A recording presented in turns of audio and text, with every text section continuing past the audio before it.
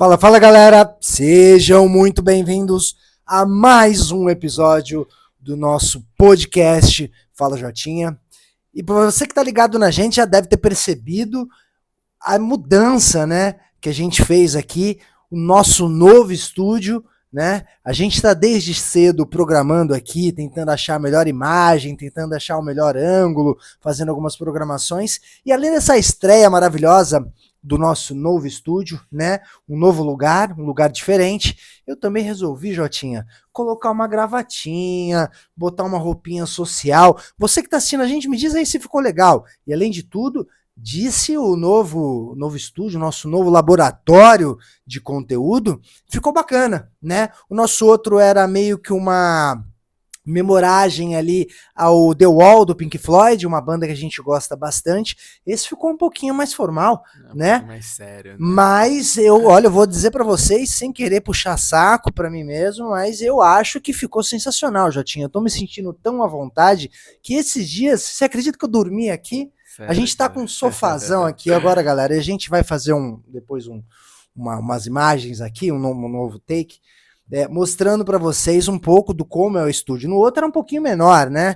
Esse aqui é o dobro do tamanho, né? E esses dias eu cheguei e falei assim, fui dormir, deitei aqui, joguei um videogame. Ainda não te dei uma surra aqui no videogame, né? Nem dará, né? Então, assim, tem bastante coisa para estrear. Já tinha um prazer estar contigo. Galera, é um prazer também estar servindo vocês. E para você que está ligado na gente, não deixa de curtir, dá o seu like, porque isso vai ajudar muito o canal. Deixa o teu comentário e compartilha. A gente vem crescendo através dessas ações. Então, não deixa de deixar a tua curtida, o teu comentário. Jotinha, eu já vou iniciar aqui, porque além desse meu bom humor com essa estreia num ambiente diferente, num ambiente tão harmônico como esse que a gente está, eu tô muito chateado, porque o meu tricolor paulista mais uma vez empatou e parece que não vai deslanchar nesse brasileiro nunca. E com o nosso querido Botafogo, o glorioso. A gente poderia dizer que talvez fosse um bom resultado devido à grande equipe que é o Botafogo, mas o São Paulo não está engrenando nada. E pelo que a gente pôde observar nessa partida, teve discussão entre o Luciano, entre a torcida, também teve discussão ali com o Zubeldia na entrevista. Tá nítido, tá claro que o ambiente no São Paulo é dos piores, não tá legal. Uma pressão muito grande da mídia, da torcida, em cima do Zubeldia. E para ser franco com você, Jotinho, eu acho que já passou da hora. É melhor tirar. Estão fritando o cara não tá conseguindo trabalhar. Então, eu acho que já passou da hora, então, de tirar o Zubeldia, porque tá uma encheção de saco absurdo nas páginas, você só vê falar do Zubeldia. E eu, né, mesmo sendo apresentador, eu vou dizer que eu acho que não é o Zubeldia. O problema é de diretoria, tá? O problema é de diretoria. E a gente sabe muito bem quando esses problemas começam a acontecer e não são tratados, não é de agora, tá, pessoal? Isso já vem de muito tempo. E o que acontece com as equipes que tem problema com diretoria, porque você está no coração, você está no sangue ali da parada, né? Então você não tem um problema de elenco, que só tirando o Zubeldia vai resolver, tá? Você tem um problema de diretoria e algumas contratações que eu acho que foram perigosas, tá? Contratações de jogadores que eu acho que podem custar muito caro pro São Paulo. Jotinha, um jogo de 2-2, golaço das duas equipes, né? Eu acompanhei ali a partida. Mas esse empate saiu mais caro pro Botafogo ou pro São Paulo? Porque o Botafogo também vem de uma fase, de uma expectativa muito grande da torcida, né? Imaginando que o Botafogo venha fazer uma boa Libertadores, um bom Campeonato Brasileiro, esteja ali entre os 4, né? E não tá em 10º, o São Paulo tá lá nas donas da degola. Mas para quem que foi o pior esse empate, Jotinha, e o que a gente observou nessa partida? Cara, a gente pode analisar, né, de várias formas o jogo de ontem entre Botafogo e São Paulo, né? Se a gente for analisar pela perspectiva da torcida do Botafogo, né, ficou ali um sentimento. Cara, eu estive ontem no Engenhão, acompanhei lá de perto o jogo ontem, então o que eu pude sentir ali da energia da torcida foi uma frustração com o resultado, né? A maioria ali tinha expectativa da vitória, né? Tal o momento que o São Paulo vem passando também. E ontem o Zubeldia foi sem Lucas Moura e sem Oscar, né? 2 dos principais jogadores para a partida. Então criou-se ainda mais essa expectativa para o São Paulo. Foi bom demais, né? segurou os dois crackers do time e ainda conseguiu levar um pontinho para casa, né? Então, essa... Você falou aí da briga entre os torcedores, não sei o que, a torcida, né, se acostumou a ver um Botafogo vitorioso, jogando bem, com uma identidade, né? E ontem a gente viu um Botafogo um pouco perdido em campo, né? Parece que ele ajustou ali a questão da fase ofensiva do time, né? Onde o Botafogo, nas últimas rodadas, vinha com alguma dificuldade na criação. Ontem o Botafogo criou demais, bastante oportunidade, né? O Rafael foi eleito até o melhor em campo, né? Tem uma sequência ali que ele faz uma defesa, depois pega outra ali no chão, né? Cara a cara com o Matheus Martins. E ele conseguiu resolver isso, só que, cara, você assistindo o jogo, você vê, né, uma zaga do Botafogo completamente exposta, e isso, né, causa uma insegurança grande na torcida, porque daqui a pouco você enfrenta um time mais arrumado, igual a gente vai pegar daqui a pouco o Fluminense, que encaixou com o Renato Gaúcho, time arrumadinho, ajustadinho, vai pegar o Flamengo, né, que tá avassalador aí na temporada, daqui a pouco a gente vai falar sobre o Flamengo. Então fica essa preocupação, a zaga muito exposta, né, sofreu contra o São Paulo, que vinha tendo dificuldade também nas últimas rodadas. Então o que a gente fica pensando? Caramba, e aí? Como é que vão ser os próximos passos, né? E o que mais me preocupou foi que na entrevista coletiva, o Renato Paiva, ele deu indícios de que para ele tá tudo certo, né? Que tá tudo legal e tal. Então isso aí, a meu ver, é preocupante. Do lado do São Paulo, né, a gente viu uma briga ali entre o Alan Franco e o Luciano, né, discutindo ali, depois chegou também o André Silva, né, me parece. Exatamente. Então, também é um ambiente muito instável. E, cara, tem uma pressão ali que a gente já conversou sobre isso aqui também, né? Sobre essa pressão sobre o Zubeldia, né? Que eu não concordo, né? Eu acho que para mim seria loucura você tirar o Zubeldia nesse momento, né? Um time que passa problemas sérios ali financeiros, que o São Paulo vem passando.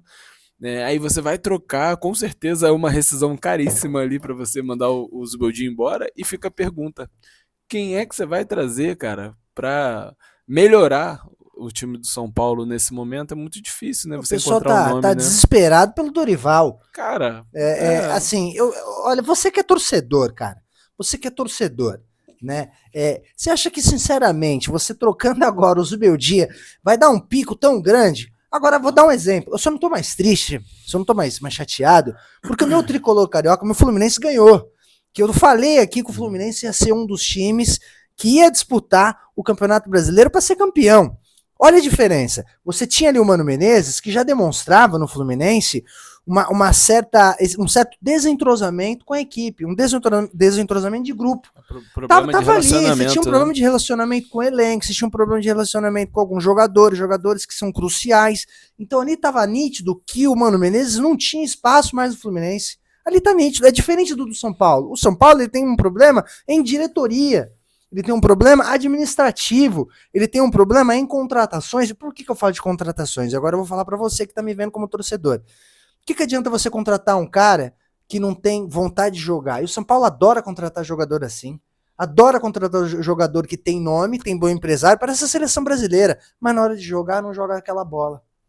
Não joga a bola. Aí você vai tirar o Zubeldia pra fritar ele e colocar o Dorival? Você acha que o Dorival vai resolver? A gente sabe que o problema não é esse. O problema do São Paulo é muito maior do que o técnico. O problema do São Paulo é estrutural, né? O que eu tô falando. Time com sérias restrições financeiras, fazer os investimentos que o São Paulo fez, né, com o Oscar, com o Lucas, é lógico, né? Você trazer um jogador que é uma cria do clube, né? Tem aquela ligação com o clube. Pô, mas você fazer um investimento desse nível aí, dessa grandeza, e depois você ter dificuldades, né? Então a gente sabe que o problema do São Paulo é muito maior, é um problema de gestão, né? Então enquanto isso não for resolvido, né, a gente vai ver o São Paulo aí cambaleando, né? E, cara, no final das contas, resvala sempre no treinador, né? Acaba sendo o famoso boi de piranha, né? E se o Bahia ganhar o jogo de hoje, né, de hoje à noite contra o Cruzeiro, né, o São Paulo entra na zona de rebaixamento, né? O São Paulo é o 16º, se o Bahia ganha, passa o São Paulo. É lamentável. E aí, continuando falando aqui do nossos tricolores, o tricolor carioca, o Fluminense, que, cara, deu uma virada de página, né, Jotinha? Uhum. E eu vou ser bem franco contigo, eu sou bem fã do Renato Gaúcho. Acho que ele tem uma cara de seleção brasileira muito grande. Já falei isso aqui outras vezes. Tá numa ascensão bacana com o Fluminense. Você vê esse novo iluminado que está o Fluminense. O Fluminense ganhou ontem por 2-0 do Corinthians, que é uma equipe que a gente falou que seria uma equipe revelação aí para 2025. Né? O Corinthians também, que atravessou uma fase muito difícil em 2024, conseguiu ser campeão paulista, né? Jogando muito bem, jogando bom futebol.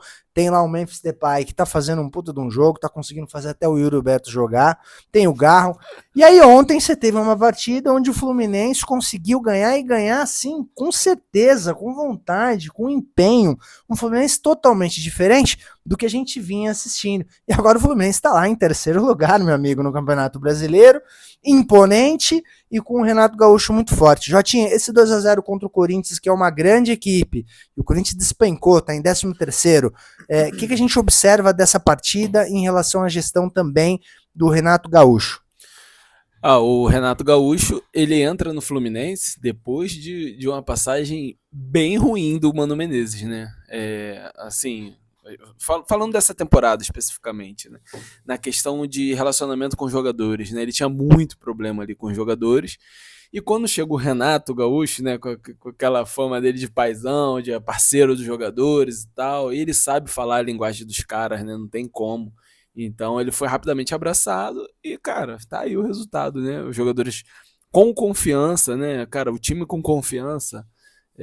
Tu pode pegar um time mais fraco aí, a gente vai ver aí o Mirassol ganhou do Grêmio de Grêmio, 4-1.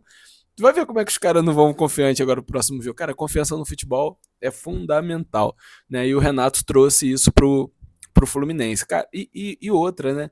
Eu ressaltei aqui que ele faz, cara, com que os volantes joguem, participem do jogo, pisem na área, sejam fortes na marcação, os pontos participativos. Então, cara, o time do Fluminense muito bem. Pô, ele tá conseguindo aproveitar o Facundo Bernal muito bem. O Martinelli voltando a jogar bola, o Lima voltando a jogar bola. E, cara, você tem o Arias, né, que é um dos melhores jogadores do futebol brasileiro aí atualmente, e ainda conta com o René acertando um chutaço daquele ontem, né? Não é muito a característica dele, né? Pô, acertou um chutaço, né? Só quero fazer uma ressalva aqui pelo pênalti, cara, que marcaram ontem. Aquele pênalti para mim, foi um absurdo, cara. O futebol brasileiro precisa passar por uma séria cara, correção, sei lá, cara, mas a cada rodada que passa, né, a gente tá só na 4ª rodada e já tem uma caçamba de lances aí que a gente pode botar aqui e ficar discutindo como a arbitragem consegue ser tão fraca no futebol brasileiro, né, mas isso, o Fluminense não tem nada a ver com isso, né, e faz esse começo aí de Campeonato Brasileiro até mesmo surpreendente, né? Não é nada fácil você ganhar do Corinthians na Neoquímica Arena. Cara, e continuando aqui, Jotinha, o Fluminense, você acha que com essa disparada corre-se o risco do Renato ser chamado para a seleção brasileira? Ficou até faltando completar sobre o Renato, né? O Renato, eu acho que sim, eu acho que tem hora, cara, que você não tem que querer inventar muito, né? Eu era um defensor aqui quando o Botafogo tava sem técnico. Porra, por que não o Renato Gaúcho, cara? Por que não um cara vitorioso, um cara que sabe jogar o Campeonato Brasileiro, um cara que não tinha um porquê não dar uma oportunidade para ele naquele momento, né? Aí você vê como é que ele já chegou, já encaixou, e por que não na seleção também, né? Eu tenho certeza, cara, que a gente tem uma das melhores seleções do mundo. O Brasil tem uma das melhores seleções do mundo, mas não tem um dos melhores times do mundo. Hoje a gente não é um time. Hoje a gente é só um selecionado ali de bons jogadores. A gente ainda não é um time. Mas eu acho que o Renato Gaúcho poderia sim trazer esse impacto ali para a seleção brasileira, um tiro curto. Agora, se você quer falar de um trabalho a longo prazo, de repente a gente fala de outros nomes. Mas eu acho que para esse um ano aí que falta para a Copa do Mundo, com certeza ele era um nome que deveria ser tratado com bastante carinho pela CBF. E assim, em se tratando de claro, no início de campeonato, você tem também ali, né, você tem o Flamengo em primeiro, na terceira posição o Fluminense, e o Vasco, que infelizmente perdeu, tá num perde, ganha, perde, né, não consegue ter uma sequência, mas demonstra ali um batimento cardíaco, né? Eu que sou muito vascaíno, tava com esperança de que a gente fosse conseguir ganhar o jogo de ontem, mas acabamos perdendo o jogo. O Ceará subiu ali para quarta posição e o Vasco caindo ali, se mantendo ali entre a sexta posição. O que a gente enxerga do Vasco hoje, Jotinha, é um time que ainda não está conseguindo ter uma certa continuidade no seu trabalho, mas também não está perdendo de tudo. Tá vivo, tá? É o que eu falei dos batimentos cardíacos, tá batendo ali. Ele tá indo.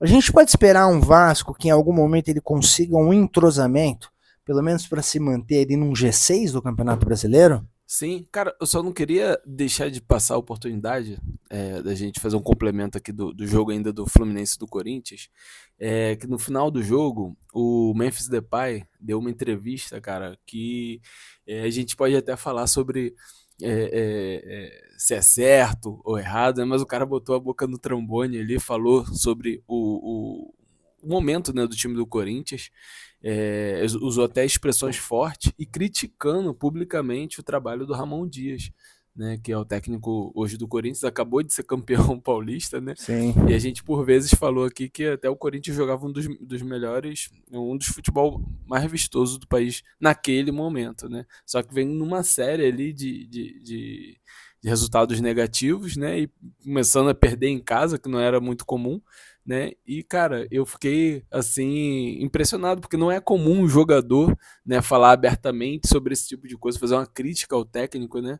E por que eu tô falando isso? Porque eu vejo o Corinthians com um problema muito similar ao São Paulo, assim, sabe? Sim, Porque o sim. Corinthians, ele fez investimentos também que ele não pode pagar, né? O Corinthians tem, acho que hoje, se eu não tiver aqui errado, mas ele tem a maior dívida do futebol brasileiro, do Corinthians, né? O Corinthians não sabe como vai pagar o dia de amanhã. Então, é um problema muito maior também do que só o técnico, né? Então, eu achei curioso, né? Essa fala do Memphis Depay. Né? Agora, sobre o Vascão, cara, o Vascão enfrentou um Ceará do Pedro Raul, né? Eu vi até alguns vídeos de torcedores do Pedro Raul, torcedores do Ceará se declarando pro Pedro Raul, né? Um cara chegou até a falar que ele tinha 3 filhas, mas se ele tivesse um filho, ele colocaria o nome de Pedro Raul. O cara tá com 10 jogos, 9 gols, teve impacto imediato ali. Ele que é jogador do Corinthians, né? Ele tá Sim. emprestado pro Ceará, fazendo um começo aí muito bom, né? De Campeonato Brasileiro. O Vozão muito bem aí nesse começo também. Cara, essa arrancada do Vozão aí é muito importante pensando ali no aspecto global do que vai ser o Campeonato Brasileiro, né? Cara, esses pontos que você conquista agora vale a mesma coisa do que no final do campeonato, né? Então, um ponto contra o Vasco, que eu acho que pode ser um confronto direto ali, de meio para baixo de tabela, né? Então, sensacional aí, cara. E pro lado do Vasco, preocupante, cara, porque eu vejo o Vasco muito perdido, às vezes, em campo, né? Antes do Ceará fazer o gol, o Pedro Raul já tinha tido 2 oportunidades, né? Tava toda hora conseguindo encostar na bola, né? Nos cruzamentos, ganhando todas as disputas. Tava na cara que o gol ia acabar saindo naquele momento, né? E o Vasco muito, muito vulnerável, cara. E é fogo, né?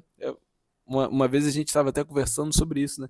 Parece que o Vasco sempre está ali no limite para dar tudo desmoronar, né? Então, fica isso aí, cara, porque o Fábio Carille, né, o técnico do Vasco, também já é um dos mais contestados nesse momento.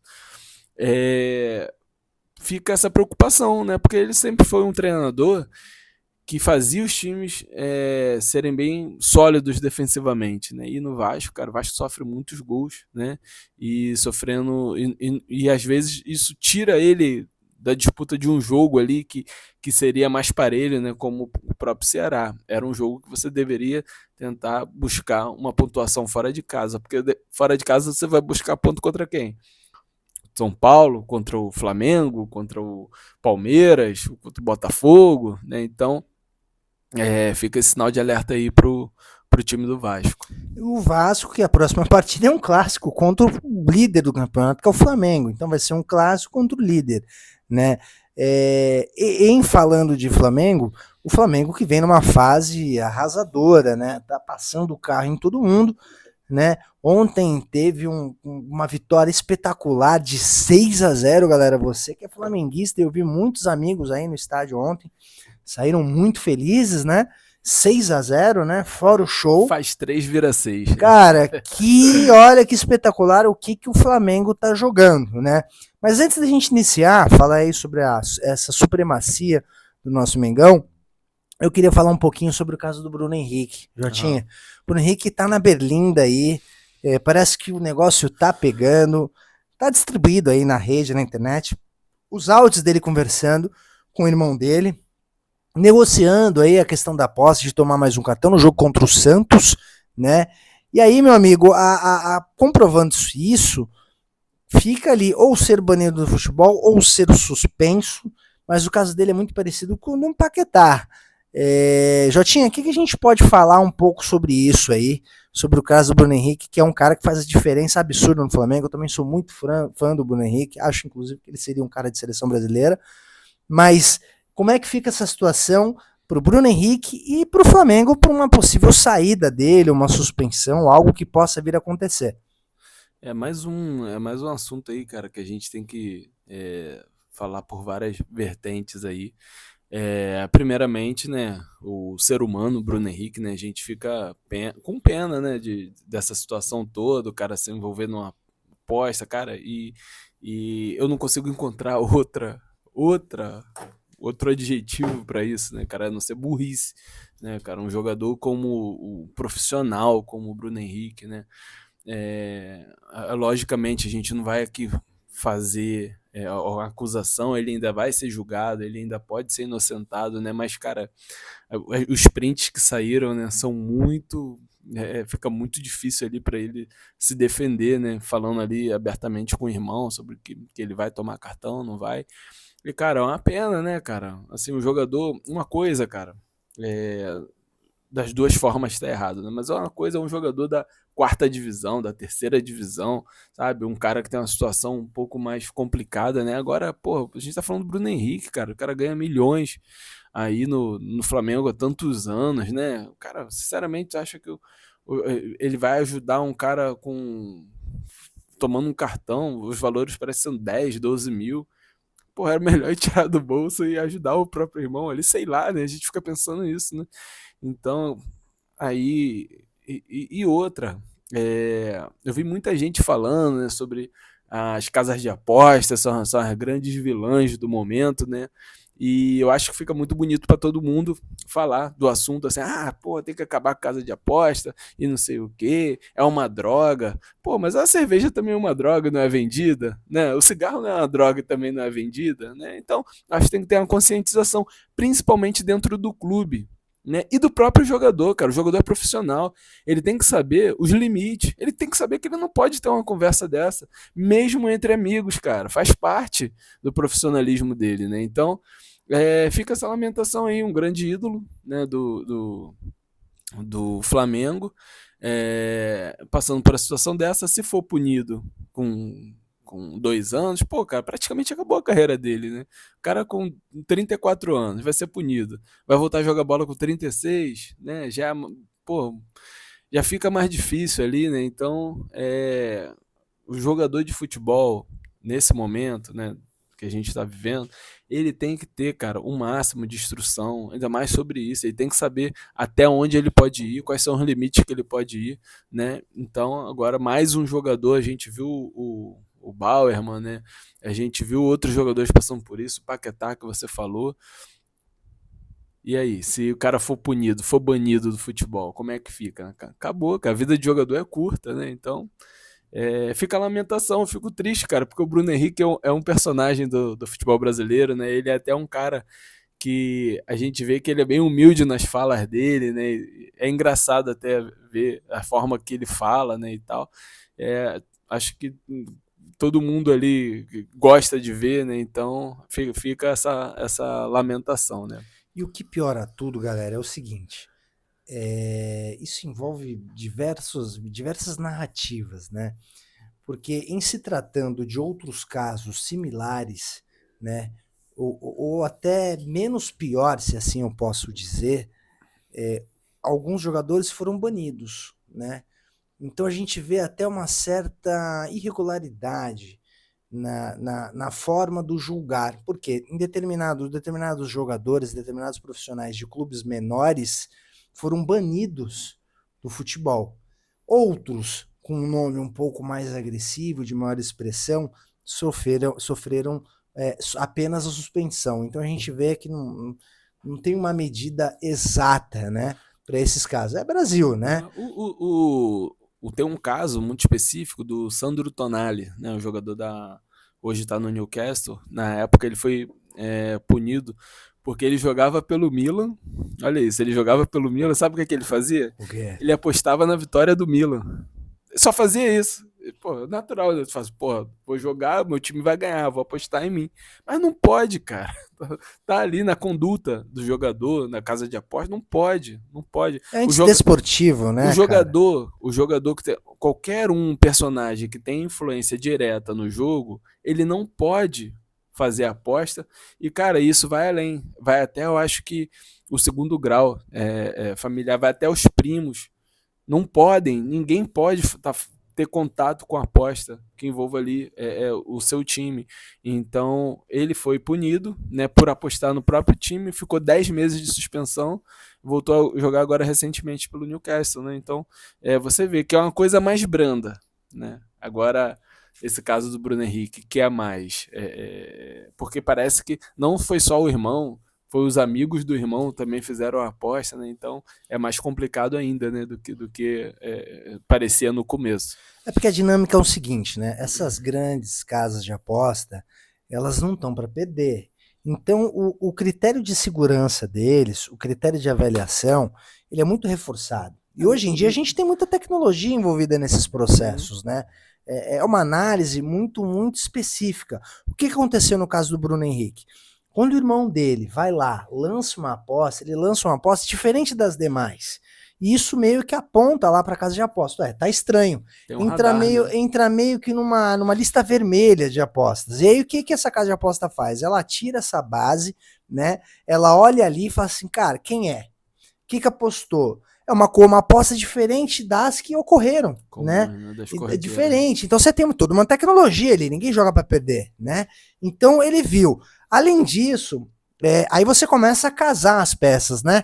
As pessoas mais próximas do irmão dele, que eram todos ali amigos ou familiares, os caras vão puxando a corrente ali, né? E aí foi identificado isso, e aí abriu-se um inquérito na Polícia Federal, né? E os caras estão investigando, e infelizmente, tá? Pelo andar da carruagem, leva-se a crer, pelas conversas que foram expostas, tá na mídia, tá em todos os canais, que realmente foi negociado. Isso é muito ruim, porque eu, como fã do Bruno Henrique, eu não tô querendo nadar aqui na notícia, muito longe disso, mas a gente tem que falar sobre, né, porque isso faz parte do futebol, né, ele sai do papel de grande ídolo, de grande craque, de um cara ali do futebol, porque você tá quebrando uma regra, cara, você tá combinando uma coisa, cara, é nítido, não dá pra você dizer que não sabia que tava errado, não faz mal, o que faz? Você está forçando uma coisa, você está induzindo uma coisa. E aí gira-se em vários temas, que é o que você falou. Mas é porque tem que acabar com o caso de aposta. Não, a gente tem que saber, como profissional, o que a gente está fazendo, né? Nesse caso específico do Bruno Henrique, o lesado é a casa de aposta. Né? A casa de aposta está sendo lesada ali, se você for ver. Por quê? Quem é que está sendo... Quem é que fez o esquema, entre aspas, né? Porque é aquilo, né? Todo mundo é inocente até que se prove o contrário, né? mas num caso como esse, quem é lesado é a casa de aposta, porque houve um esquema para se beneficiar, né, de um resultado dentro de campo, né? Então, quem é que paga? Então, isso, por que a casa de aposta ela sempre é a primeira a levantar a suspeita? Porque ela sempre a maior lesada, né, nesses casos, né? Então, por isso que eu até comecei falando sobre isso. Tem que acabar, tem que não sei o quê. Porra, nesse caso os caras estão sendo lesados, né? Não, é irregular, independente das partes que podem ser lesadas, eu acho que a palavra já lesado já não é bacana. Você é um jogador de futebol, você é uma referência, você tem. É o que você falou, você não precisa disso, cara. Sabe, sabe, não sei, é ser muito grande, mas eu não vou ficar passando como urubu em cima disso, não faz parte do meu papel, não faz parte da minha ética, não vou ficar cercando. Torço para que corra da melhor forma possível, para que as coisas se esclareçam da melhor forma possível e que o Bruno Henrique saia disso da melhor forma possível, porque eu tenho uma grande admiração por ele como jogador de futebol. Gostaria muito de ver ele jogando no meu São Paulo, né? E então a gente fica um pouco triste, mas espero que as coisas aconteçam da melhor forma. E voltando aqui para o trabalho do Flamengo, o Flamengo que é agora líder, né? Seguido ali com o Palmeiras, que conseguiu ontem bater no Inter, hein? O Palmeiras acabou com a invencibilidade do Inter. E eu queria que você falasse um pouquinho sobre isso, Jotinha, porque agora nós temos ali uma disputa novamente, né? Nos últimos 3 anos, o que a gente acompanha é uma disputa muito grande ali entre Flamengo, Palmeiras e Botafogo, né? E agora o Flamengo tem uma vitória acalachapante em cima, né? Ontem em cima do Juventude. Juventude, desculpa.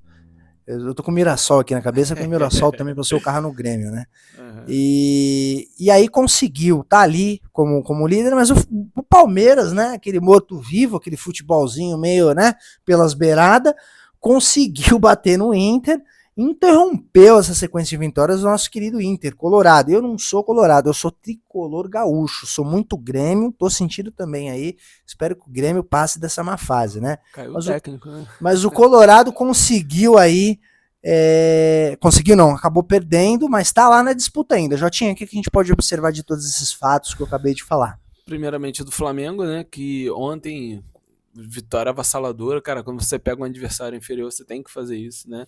E legal que, né, no nosso último papo a gente falou dessa questão que o Flamengo não conseguia traduzir em gols, né, a sua superioridade durante os jogos, né? E ontem, porra, 6-0 matou isso aí já pela raiz. E foi até engraçado que quando saiu a escalação do Flamengo, eu fiquei assim, caramba, o cara vai enfrentar o Juventude com o Eric Pulgar e Alan no meio campo, né? Dois jogadores mais defensivos, né? O Gerson, meio campo mais reforçado, Arrascaeta, o Plata de centroavante, ele que aponta, né? Variando ali, né? Flutuando ali. E, cara, ele deu muito certo, o Plata muito bem, fez até um bonito gol ali de cavadinha. Arrascaeta, mais uma vez, fez mais um belo gol. E o Flamengo, cara, tá rodando ali muito bem o elenco, né? O time tá dando certo e tá muito bem encaixado, né? O Felipe Luiz parece que sabe o que tá fazendo, né? Não tem como falar alguma coisa diferente disso depois desse começo aí de brasileiro. Houve aquele tropeço na Libertadores contra o Central Córdoba, que deixou marcas, mas o legal da postura do Felipe Luiz é que eu não vi ele reclamando de sequência de jogos, de arbitragem, de nada. Ele falou, errei, tomei decisão errada, teve uma autocrítica, né? E a partir disso, cara, voltou aí com a vitória contra o Grêmio, fora de casa, apesar do momento do Grêmio, mas, porra, ganhar do Grêmio no Sul não é nada fácil.